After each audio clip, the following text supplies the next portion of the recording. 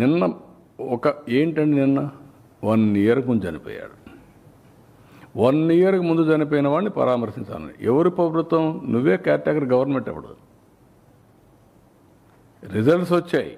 నేను ప్రమాణ స్వీకారం చేసి 12వ తారీఖున, నా గవర్నమెంట్ ఫామ్ చేసి 12వ తారీఖు తర్వాత.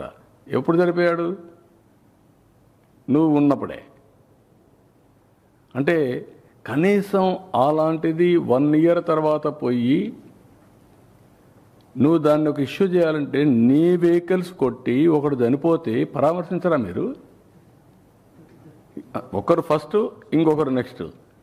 కనీసం పరామర్శించారా? చూడరా వాళ్ళని? మనిషి ప్రాణానికి విలువ లేదా?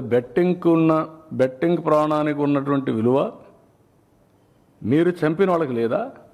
వాళ్ళ ప్రాణం కాదా? వాళ్ళ మనుషులు కాదా? ఏ విధంగా అర్థం చేసుకోవాలి?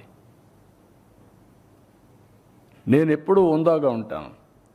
హుందాగా ఉంటామని రౌడీలు కూడా ప్రోత్సహించారనుకో నేను అసమర్థుడు అవుతా.